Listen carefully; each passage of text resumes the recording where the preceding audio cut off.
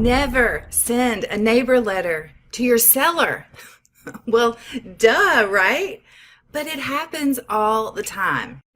Hi, I'm Chris Thomas, and this is Land Flipping 101, where you can learn how to earn your financial freedom through land investing, even if you're a complete beginner with no experience, because I'm sharing with you how I'm successfully doing it. And I love this business so much because with today's technology, I can work the whole thing online without ever going to visit the property or fixing anything. I had a closing just this week and I made $41,000 on that one deal. I posted a snapshot of the settlement statements where I purchased it for about $32,000 and sold it for $73,000. Now those are the numbers after closing costs. The beautiful thing about it though was that I never wired any money. That's right, the title company just wired me the proceeds. I love it. How do I do this? Well, I'm going to tell you so that you can do it too.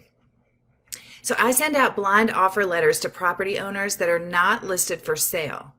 And now this is a matter of public record, okay? And then I wait to receive calls, texts, emails, smoke signals from interested sellers. I put the property under contract to purchase with a 6-month closing, and I don't put down any earnest money. My contract allows me to market it on the MLS. And when I find a buyer, I line up the closing of both sides of the transaction on the same day. And then I simultaneously close using transactional funding, also known as just a very short-term loan. Or I'll use a double close like I did in the case of the closing this week. This week's closing was a 228% return on investment. That is, it would have been had I actually made an investment. You see, I never had to send in any funds. This business allowed me to find financial freedom, and I'm going to help you get there too, because if I can do this, you can do it too. I just love how it affords me the lifestyle I desire. Today's topic is don't send a neighbor letter to your seller.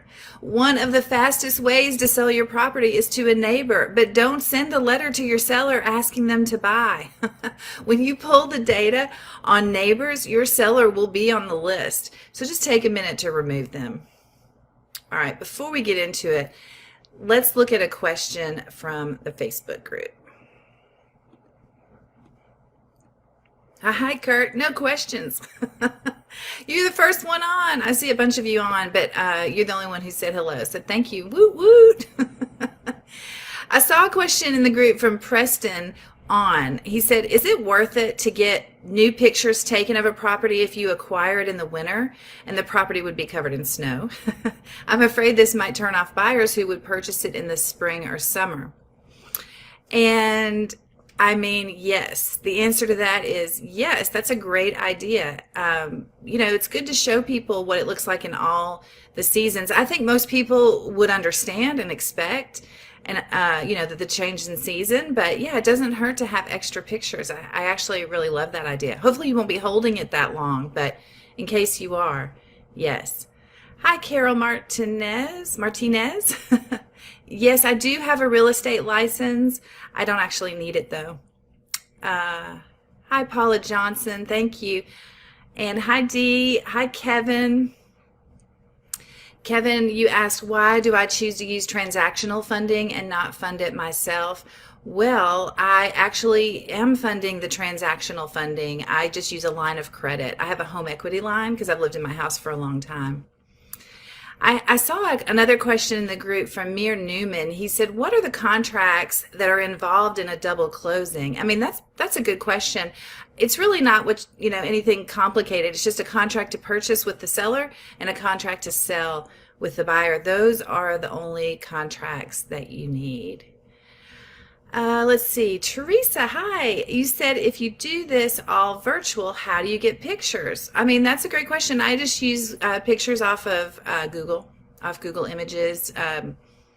I'm able to create images, like I'll use graphic design within Google Earth to put the boxes on there and everything. It can all be done from home. You don't have to go and take the pictures. But if you really want to, you can send someone out there. You can always hire someone to go out there. There's nothing wrong with that. That doesn't necessarily mean you, but it can mean you. It's up to you. All right, so in today's topic, I'm discussing how might you sell your property fast by making more people aware of it. Okay, people who already own real estate in the neighborhood where your property is located don't really need much convincing about how fabulous the area is. After all, they already bought real estate in the same area, right? When selling land fast, sending a neighbor letter is your best prospect. So mailing a personal letter ensures that you get noticed, because not every seller will send neighbors a letter. And when the neighbors realize that you're sending letters to all of the neighbors, it might motivate them to buy your land. Neighbors like to know what's going on with the property in their area. I know I do. Even if the neighbor isn't interested in purchasing the land, they may know someone who is interested, and they could connect you with buyers. A letter gives the neighbor a kind of heads up that they should expect to see people inspecting the property. They become less suspicious about unusual people in the neighborhood, and this reduces the chance that they will disturb your prospective buyers, causing them to feel unwelcome. That's actually happened to me before, where neighbors ran off prospects. But the lesson here is that neighbor letters really are a must. And I don't consider this step optional. I think a lot of people would say it is, but in my business, it is not an option. It always happens in the specific order of events. So stop and think about this for a minute, because these are your best prospects, and you cannot treat them the same way as any other prospect. Okay, so what do I mean by that? I mean, who knows how long these people have been neighbors, right? I mean, it could be generational. What if some of them are related to your seller? I've had that happen too. Neighbors can tell you so much about the area and about your property, the subject property. They can shed light and give insight on the history and situation with this property, even information about your seller.